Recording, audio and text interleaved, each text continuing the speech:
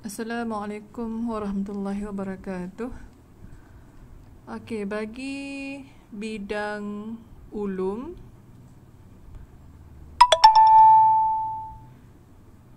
kita akan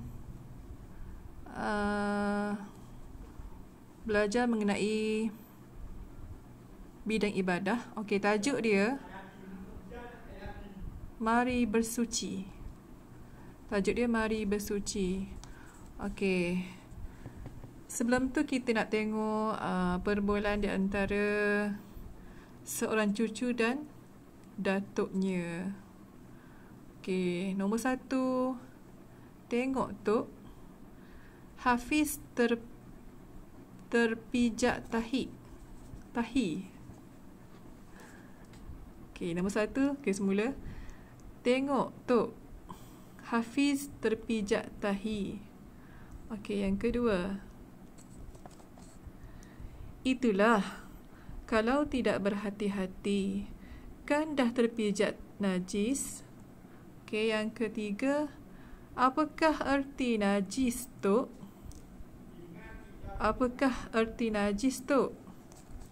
Okey, yang keempat.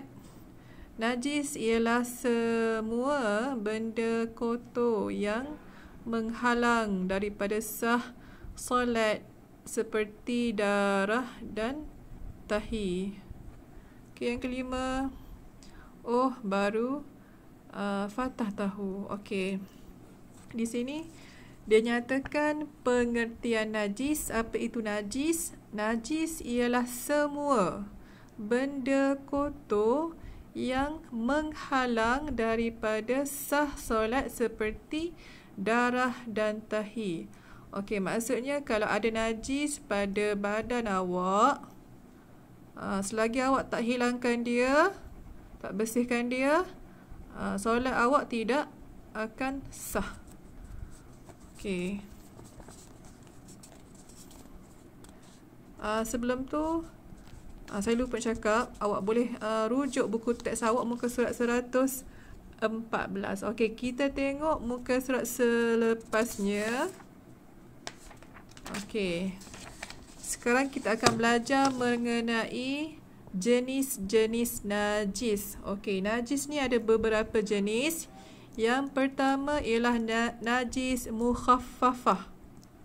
Okey, namanya najis mukhaffafah.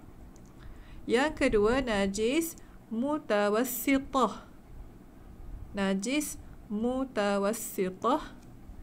Dan yang ketiga, najis mughallazah. Najis mughallazah. Okey. Sekarang kita nak tahu apa dia yang dimaksudkan dengan najis mukhaffafah, najis mutawassitah dan najis mughallazah. Okey, najis mukhaffafah, apa dia maksud dia? Okey, iaitu air kencing kanak-kanak lelaki yang berumur di 2 tahun ke bawah yang tidak makan dan minum kecuali susu ibunya sahaja. Okey, Ustazah ulang. Najis mukhaffafah ni ialah najis yang mana yang air kencing kanak-kanak lelaki yang berumur 2 tahun ke bawah yang tidak makan dan minum kecuali susu ibunya sahaja. Okey, yang kedua, najis mutawassitah. Okey, apa dia najis mutawassitah? Najis mutawassitah ni ialah najis selain najis mughallazah dan najis mukhaffafah. Contohnya air kencing, tahi dan darah. Okey. Dan yang ketiga, najis mughallazah. Najis mughallazah ni ialah najis anjing, najis babi dan kotorannya serta segala perkara yang berkaitan dengan kedua-duanya.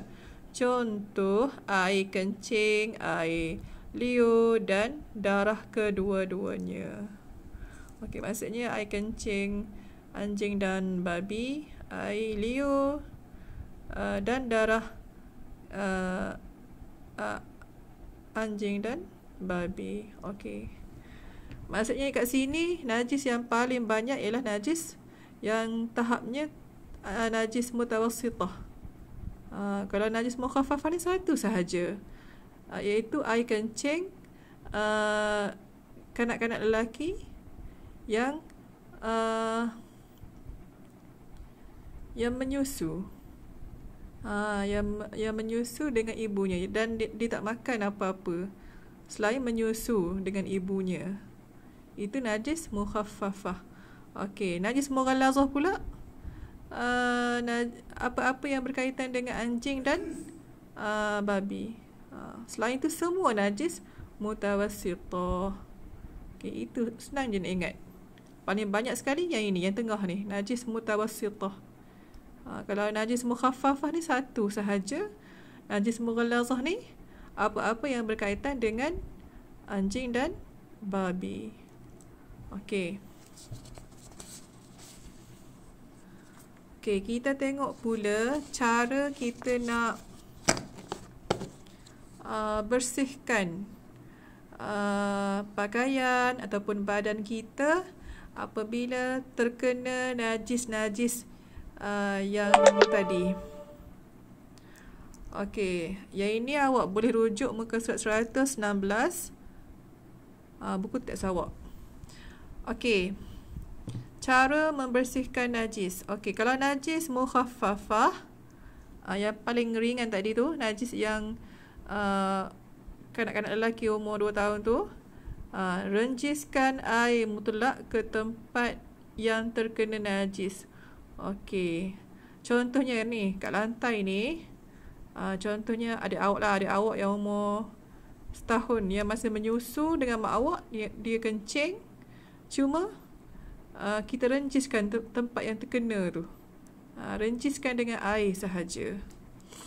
Okey,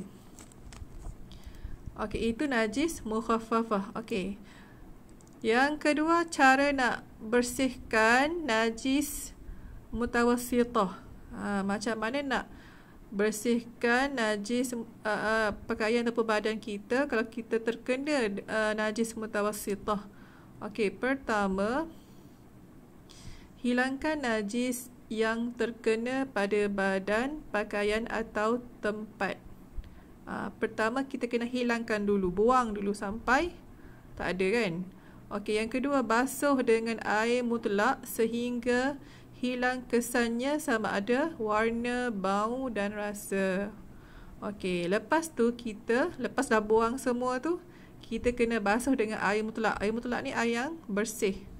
Air bersih, air putih. Kita basuh ni sampailah tak ada warna, bau tak ada, rasa pun tak ada. Itu cara untuk membersihkan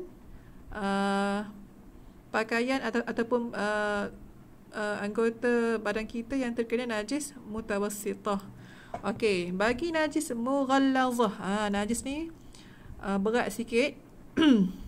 Okey, kalau contohlah kasut awak kan, kasut ni terkena najis anjing ke najis babi ke. Okey, pertama, hilangkan najis yang terkena pada badan, pakaian atau tempat. Okey, pertama kita buang dulu.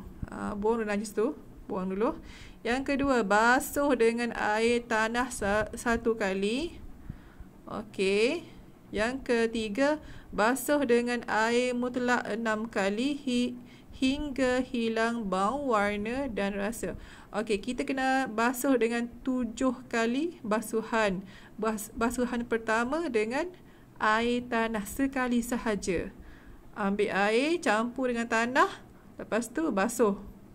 Okey, lagi 6 kali basuhan tu awak guna air biasa sahaja, air biasa yang bersih, dan basuh tempat yang terkena najis tu sehingga hilang bau, warna dan rasa. Okey, itu sahaja minggu ni. Nanti awak tengok buku teks. Okey, boleh rujuk ataupun boleh tanya saya kalau tak faham. Okey, itu je. Assalamualaikum.